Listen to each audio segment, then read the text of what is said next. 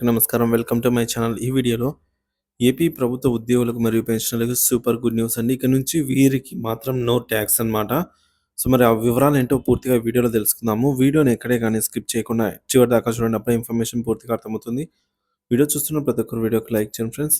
ఈ వీడియోని తోటి ఉద్యోగ పెన్షన్ మిత్రులతో అయితే షేర్ చేయండి. కొత్తగా మన ఛానల్ చూస్తున్నవారు సబ్స్క్రైబ్ చేసుకున్నట్లయితే వెంటనే మన ఛానల్‌ని అయితే సబ్స్క్రైబ్ చేసుకోండి. దీని ద్వారా నేను చేసే లేటెస్ట్ వీడియోస్ అన్నీ మీ వరకు రీచ్ అవుతాయి. ఇక ఆలస్యం చేయకుండా వివరాల్లోకైతే వెళ్ళిపోదాము. ఫ్రెండ్స్, ఇక విషయానికి వచ్చినట్లయితే ఏపీ ఉద్యోగులు మరియు పెన్షన్‌లకి సూపర్ గుడ్ న్యూస్ అండి. ఇకపై no tax, income talks.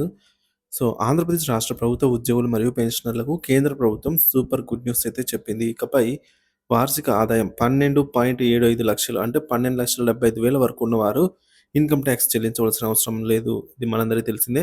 Financial minister Nirmala Sitharaman గారు చేసిన ప్రకటన ప్రకారంగా కొత్త టాక్స్ రెజిమ్ కింద మిడిల్ క్లాస్, మీడియం రేంజ్ ఉద్యోగులు మరియు పెన్షన్‌లకు భారీ ఊరటైతే లభించింది.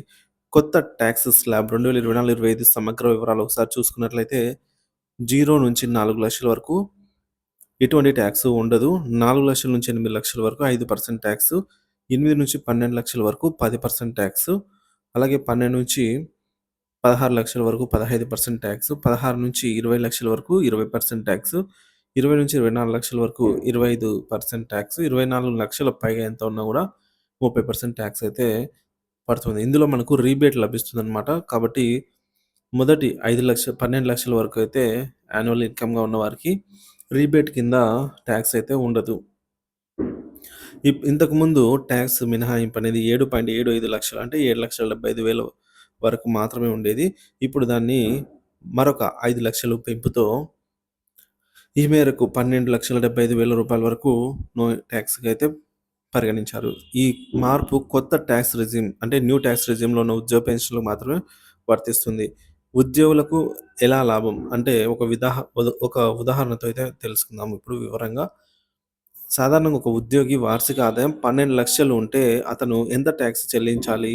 మొదటి 4,00,000కి గాను ట్యాక్స్ ఉండదు. తర్వాత 4-8,00,000 అంటే 4,00,000 వరకు 5% ట్యాక్స్ అనగా మనకు 20,000 అవుతుంది. అలాగే 8-12,00,000 వరకు మరొక 10% ట్యాక్స్ అనగా 40% అవుతుంది. 40,000 రూపీస్ ట్యాక్స్ అవుతుందన్నమాట ఈ 4,00,000కి. ఈ 12 లాక్స్ మధ్య.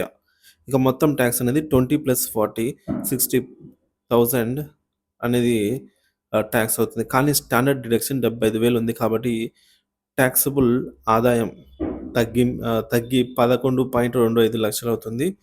దీనివల్ల ఉద్యోగి ట్యాక్స్ చెల్లించాల్సిన అవసరం అయితే ఉండదన్నమాట.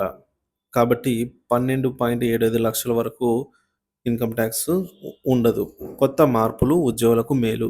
పెరిగిన ట్యాక్స్ మినహాయింపు వల్ల ఉద్యోగుల జీతం పెరిగినట్లే. పెన్షనర్లకు అదనపు ఆదాయం మిగులుతుంది. మిడిల్ క్లాస్ ఉద్యోగులకు భారీ ఊరట.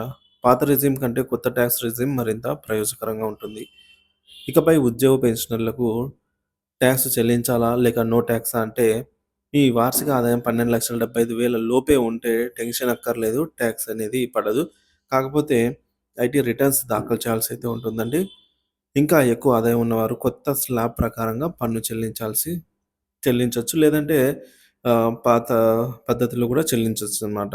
సో, పెన్షన్‌లు కూడా కొత్త న్యూ రెజిమ్‌లో ఉంటే ఈ ప్రయోజనాన్ని పొందవచ్చు.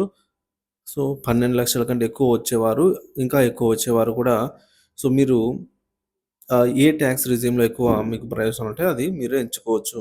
సో, ఈ మార్పులు నిజంగా ఉద్యోగులకు లాభదాయకరమైన మీ అభిప్రాయాన్ని అయితే కామెంట్ ద్వారా తెలియజేయండి friends. Thank you for watching this video.